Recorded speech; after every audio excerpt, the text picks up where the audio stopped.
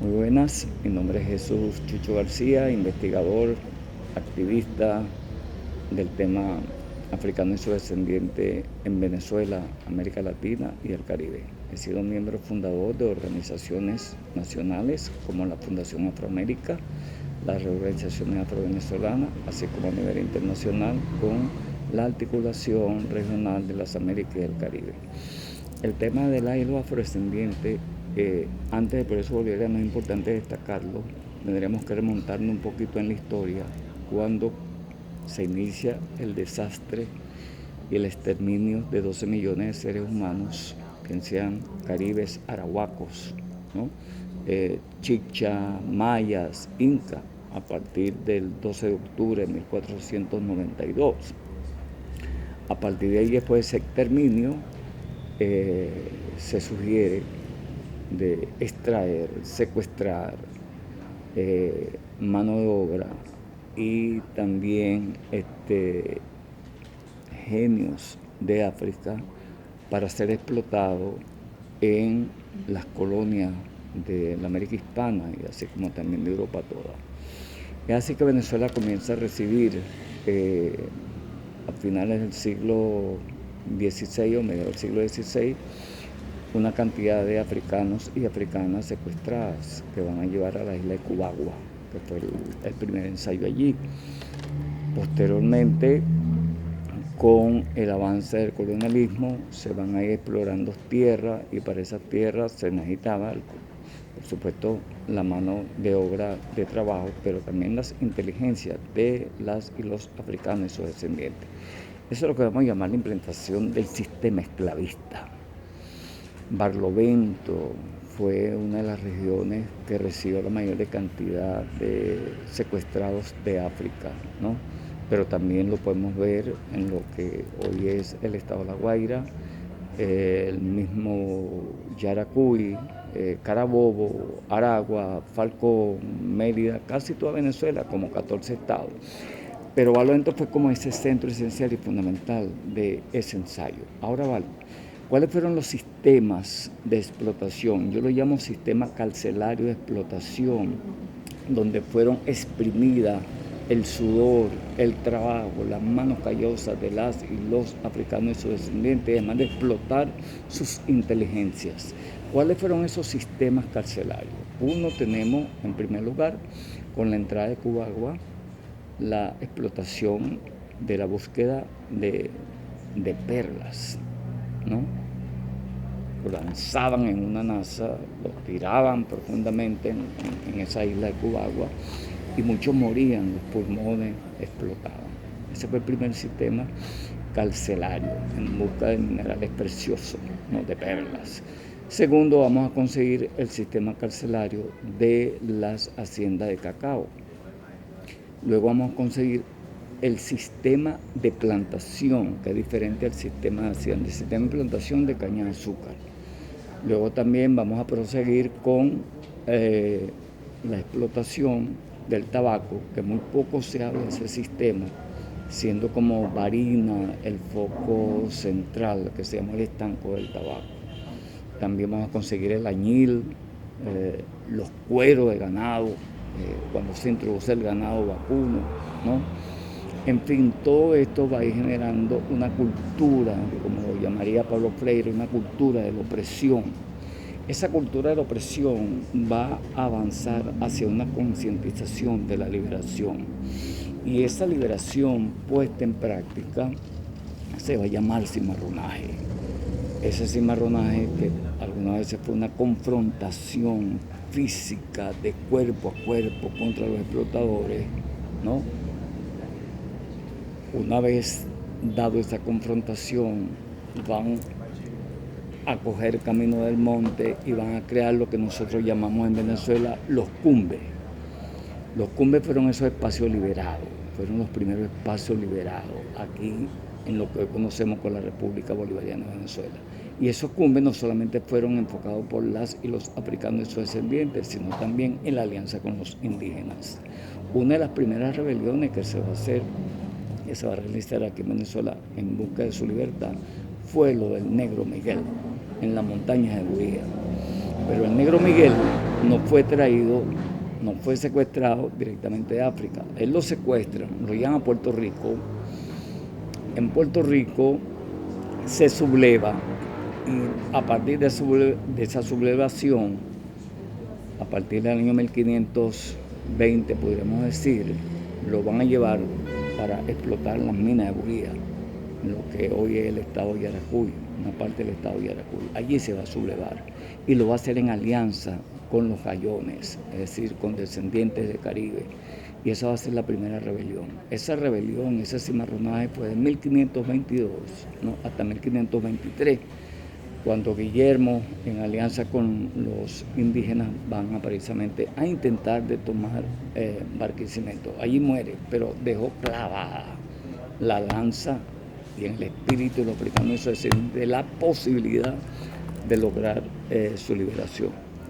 Siglo XVII también va a marcar un mapeo del cimarronaje en la pobre provincia de Venezuela, así como en la provincia de Coro, en Maracaibo. Vamos a estar viendo permanentemente rebeliones. Entonces ya ahí podríamos decir que se tenía ya como una concientización política, ¿no?, de la liberación de la corporeidad, de recuperar sus simbologías, de recuperar en parte sus lenguas, etc.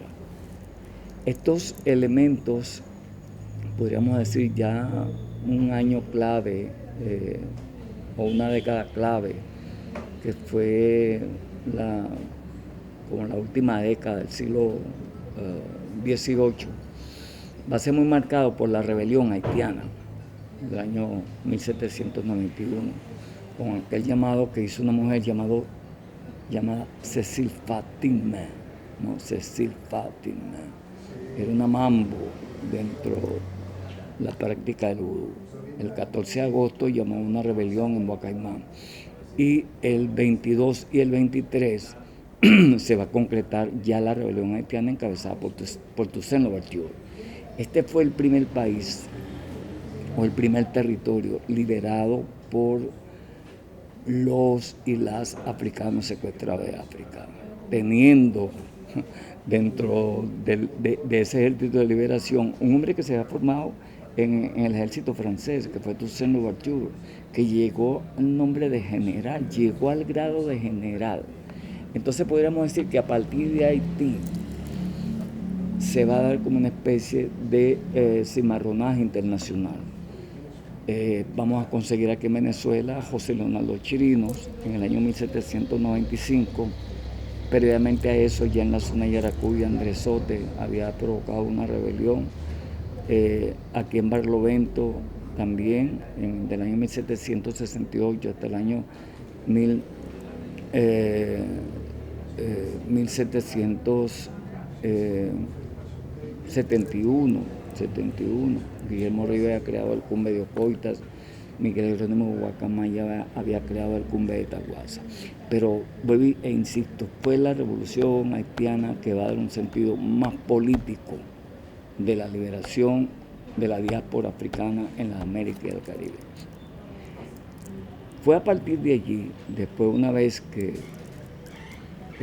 Toussaint Louverture es capturado, porque creyó un poco en la legalidad burguesa. Imagínense ustedes, Toussaint Louverture había derrotado al ejército más grande de la tierra, que era el ejército de Napoleón, en la famosa batalla de Berthier. Pero sin embargo creyó un poco en la legalidad, se sentó a discutir o hacer las paces con Leclerc y ahí lo capturan y se lo llevan. No obstante, su lugarteniente Jean-Jacques Dessalines en 1804 va a lograr la independencia de Haití. ¿Y por qué hago tanto referencia de Haití? Porque para hablar de internacionalismo afro tendríamos que enfocarlo allí desde el punto de vista de la confrontación de la conciencia política. Y es precisamente de Haití donde unos años más tarde, después de 1804, cuando se crea esa hermosa constitución de Dessalines, ¿no?, que a diferencia de la constitución de la Revolución Norteamericana, a diferencia de la constitución de la Revolución Francesa, la constitución de Haití va a acabar con la trata negrera, va a acabar con la esclavitud y no va a aceptar la religión dominante católica, apostólica y romana, van a reivindicar el vudú como un elemento esencial, porque la mayoría de los africanos, los líderes, procedían de un lugar que se llama Dahomey, donde se practica ancestralmente la espiritualidad del vudú, ¿no? Que no es de los muñequitos, sino que son prácticas más espirituales, más profundas, un consenso entre el hombre y la naturaleza, un consenso entre el hombre y las estrellas, las mujeres y las estrellas. Pero el tema de allí es que la esperanza en todo el Caribe se llamaba Haití. Y es por eso que cuando Bolívar llega allí, un Bolívar derrotado en la Primera y la Segunda República, un Bolívar derrotado, ¿no? Totalmente derrotado y desmoralizado, buscando apoyo en Francia, no se lo dieron, buscando apoyo en Inglaterra, no se lo dieron. ¿Y dónde lo consiguió? Fue en Haití.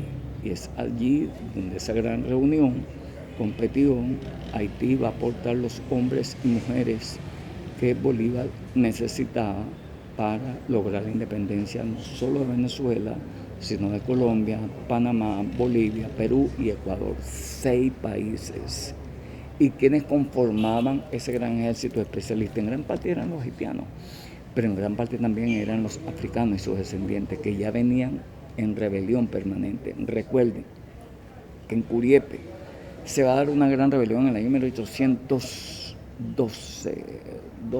o 14, ustedes la corrigen allí, lo buscan, creo que fue en el 12, que eso es lo que va a hacer capitular a Miranda, porque Miranda venía con un proyecto, era un hombre extraordinario, venía de varias guerras, venía de la guerra francesa, estuvo en Rusia, estuvo en Estados Unidos, también por la independencia de Estados Unidos, pero no entendió que Venezuela era otra cosa. Entonces no venía a estar proponiendo que, bueno, te voy a dar la libertad una vez que tú cumplas 30 años en el ejército, etcétera, etcétera. Ese proyecto no caló, más caló el proyecto de la reacción de Boves y de Rosete, ¿de acuerdo? Entonces, en ese momento, Miranda estaba confrontado con Monteverde, había una crisis geopolítica universal. Curiepe aprovecha, las y los africanos de Curiepe aprovechan para buscar esa rebelión, para hacer, y ahí Miranda prefiere capitular ante Monteverde que caer en manos de los africanos residenciados o forzosamente en Barlovento, y para que no se reprodujera una segunda Haití.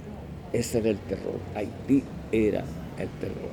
Y aquí las y los africanos y sus descendientes en Venezuela tenían como referencia precisamente Haití. Posteriormente vemos que Bolívar intenta, una vez después de esa concreción, competición, lo que le pide la libertad de sus hermanos esclavizados. Cuando Bolívar llega, entra en el año 1816, da el decreto de la abolición de la esclavitud, más nadie le para. Luego va a Kumare, decreto de la abolición de la esclavitud, tampoco se hace eco.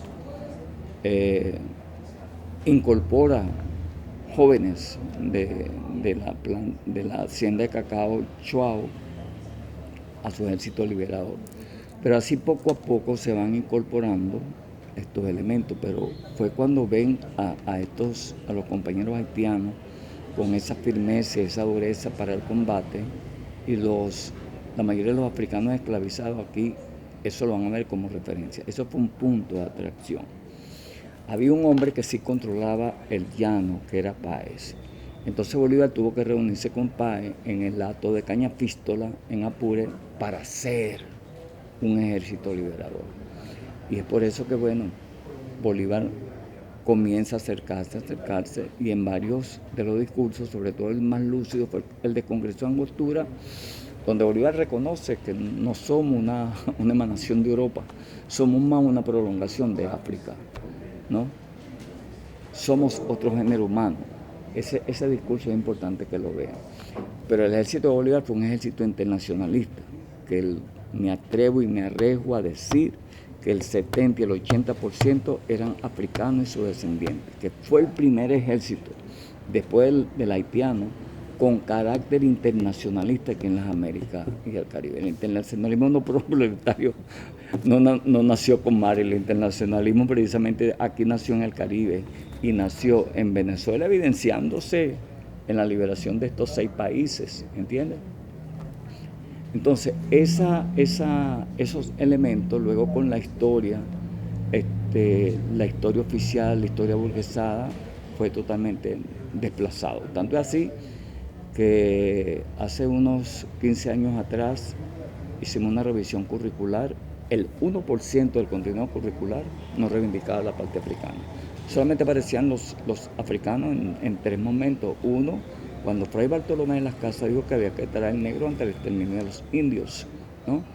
2, cuando la gesta de José Leonardo Chirino en 1795, ¿no? Que por cierto tuvo repercusión esa gesta de Chirino, ese movimiento libertario de Chirino en Curazao, con la rebelión de Tula. Y 3 aparecen luego en la guerra de independencia, cuando fantásticamente, ilusoriamente, en pleno campo de batalla, plomo para acá, plomo para allá, viene el negro primero a pedirse de paz. Es decir, y además de una manera acobardada, porque nos decían en la escuela que teníamos que decir que decía paz. ¿Por qué huyes, negro, cobarde? No, mi dinero, tengo que decir a Dios porque estoy muerto. Es una bárbara estupidez. Muy bien. Luego, esa historia nosotros comenzamos a revisarla. O sea, hemos dicho que era una historia que tiene una deuda con nosotros. Luego, cuando se inicia el proceso bolivariano, comenzamos de nuevo a revisar esos textos y comenzamos a la lucha en el currículo, en materia educativa. En el año 2009 logramos cambiar la ley de educación y colocar el tema afrodescendiente. Pero no tan solo era la lucha por el currículo, también era la lucha por las políticas públicas. Logramos crear también un viceministerio para la mujer, cuando María León era ministra de la mujer. Logramos con el presidente Chávez darle una visión global del tema afro. Aquí se hicieron 2 encuentros internacionales impulsados por Hugo, por el presidente, quien se creía mestizo, pero después en el año 2004 logramos persuadirlo a que se autorreconociera como afrodescendiente, ¿no? Eso fue en Yaracuy en el año 2004. De ahí salió un programa de lucha. Luego en el 2005 hicimos un gran encuentro internacional también con el presidente en la mesa de Guanipe en Maturín, donde él hablaba que era necesario hacer toda una articulación regional de la lucha afrodescendiente. De ahí para adelante, bueno, hasta la fecha hemos logrado hacer casi 11 encuentros internacionales. Es decir, Venezuela, durante la época del proceso bolivariano, en esta época del proceso bolivariano, hasta el año antes que comenzara la pandemia, logramos hacer 11 encuentros internacionales de repercusión y que tuvieron influencia también, ¿no?, en toda esa concepción geopolítica que el presidente Chávez estaba armando. Por ejemplo, en el ALBA logramos proponer el tema afro. En la última conferencia que organizó el presidente, que fue por la integración, ya estaba en un proceso cancerígeno avanzado, fue la CELAC. Y ahí en la declaración final de la CELAC, colocamos el tema que teníamos que pagar la deuda moral con Haití e incluir el tema afrodescendiente a nivel de políticas públicas. Eso fue importante. Lo otro fue cuando Chávez impulsa, en vista de la sensibilidad que ya tenía sobre África, lo que se llamó la Cumbre ASA, Cumbre África, América del Sur, ¿no? Y en esas 2 cumbres que hicieron, una se hizo en Venezuela, la primera se hizo en Nigeria, en Abuya, ¿no? La segunda se hizo aquí en Margarita, en Venezuela, y siempre el presidente remarcaba mucho la deuda espiritual, histórica, moral que teníamos con África. Incluso en la tercera cumbre, África-Suramérica, que se hizo en Malabo, en Guinea Ecuatorial, Chávez no pudo asistir porque ya tenía el cáncer avanzado, pero envía una carta Y en esa carta va a reconocer a Toussaint Louverture, va a reconocer a Chirinos y va a cerrar con broche de oro, diciendo que África también es su madre. Entonces, con este bosquejo podemos definir como una agenda de lucha, ¿no?, que aún continúa. Una agenda de lucha que hoy continúa por las reparaciones, como hemos impulsado desde la Cancillería. Las reparaciones no tan solo aquí en el contexto nacional, sino en el contexto internacional, ¿no?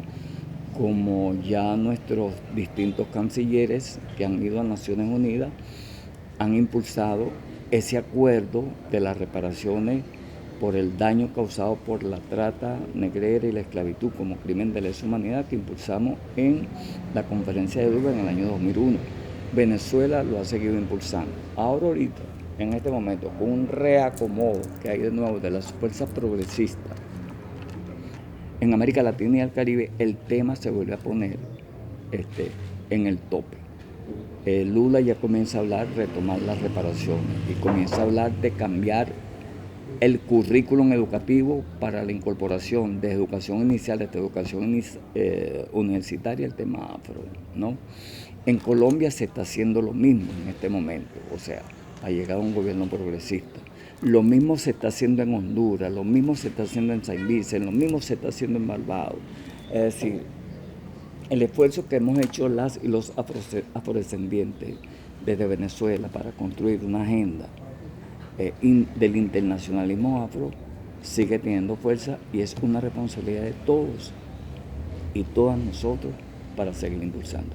Muchas gracias.